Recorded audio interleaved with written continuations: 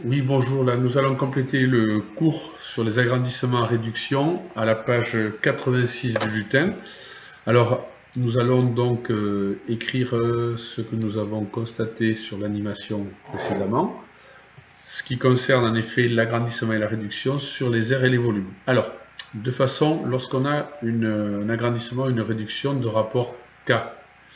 Alors, car tout à l'heure, nous avions fait un agrandissement de coefficient 2 ou de rapport 2, puis un agrandissement de rapport 3. Ça veut dire que les longueurs sont donc multipliées par k. Donc les longueurs de la figure initiale sont multipliées par k pour avoir les longueurs de la figure finale. Alors, si les longueurs sont multipliées par k, les aires, elles, sont multipliées par k au carré. C'est ce qui est important. Donc on multiplie par le carré du coefficient. Quand, on va le voir tout à l'heure, le coefficient d'agrandissement est 2, les aires, elles, sont multipliées par 2 au carré, c'est-à-dire par 4, pour avoir l'aire de la figure finale, ou les aires de la figure finale. Et pour avoir le volume de la figure finale, il faut avoir le volume de la figure initiale qu'on multiplie par le coefficient élevé au cube, par le rapport d'agrandissement de réduction élevé au cube. Alors ce que l'on a à retenir, nous, dans cette partie-là, c'est ça. C'est que s'il y a un coefficient d'agrandissement ou de réduction de k, les aires, elles, sont multipliées par k au carré. Et les volumes, eux, sont multipliés par le cube du coefficient. Alors, on va observer ici, on va monter sur l'exemple qui est là. Donc, on a un cylindre 2 qui est un agrandissement du cylindre 1, c'est écrit ici, on le voit en effet. Et donc, la première chose qu'on peut se demander, c'est quel est le coefficient d'agrandissement ou le rapport d'agrandissement.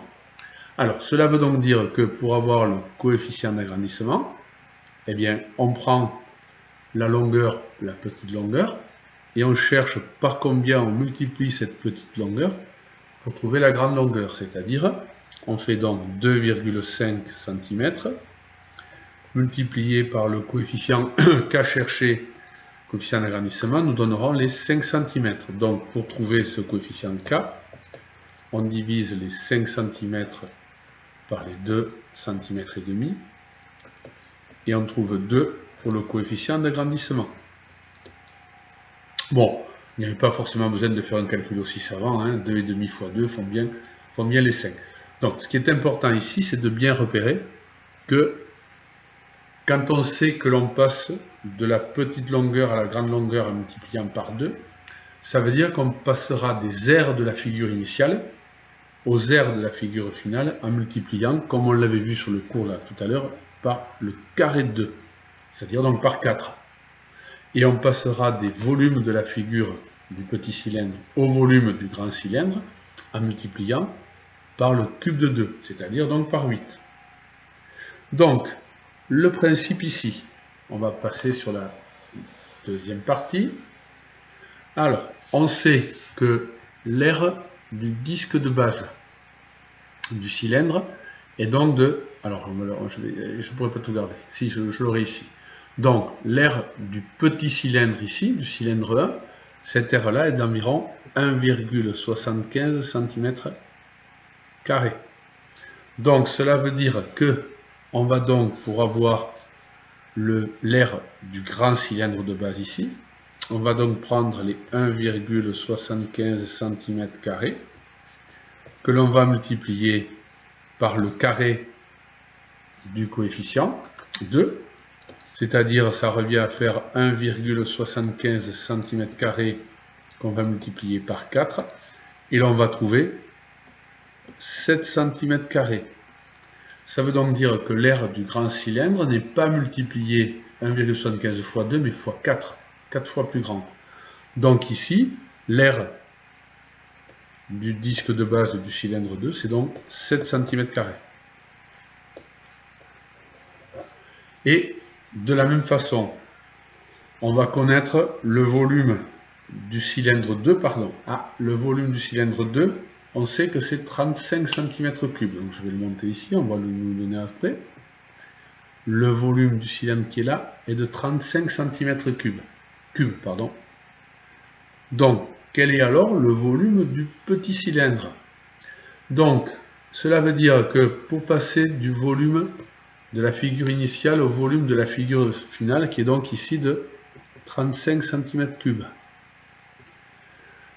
On faisait x2 puis x2 au cube, donc ici, eh bien, à l'inverse, il va falloir faire, on va prendre le volume du grand cylindre et on va le diviser par 2 au cube, ou par 8. Ce volume-là est 8 fois plus petit que celui-là. Donc, on va faire le calcul suivant. Je vais revenir au petit c ici. Le calcul suivant sera donc le volume de la figure qui est de 35 cm3, que l'on va donc diviser par 2 au cube, c'est-à-dire 35 cm3 que l'on va diviser par 8. Je vais faire le calcul. Et on va trouver 8,75 cm3. Donc le volume du cylindre, c'est pas possible, ça ne peut pas faire 8. Je le refais, pardon, je refais. 4,375, excusez-moi. Voilà. Donc 4,375 cm3. Donc le volume du cylindre 1, c'est 4,375 cm3. Alors je vais vous donner 4 exercices suivants pour la faire pour la prochaine fois. Par contre, moi ce que je souhaite, c'est que vous repériez ça. Nous, ce que nous avons à retenir dans ce chapitre, c'est cette partie-là. Fois k au carré, fois k au cube, fois 2 au carré, fois 2 au cube. C'est ce que vous avez à retenir. Et éventuellement, quand on connaît le volume de la figure finale, par exemple, il faut diviser par le coefficient associé. Voilà, merci, à plus tard.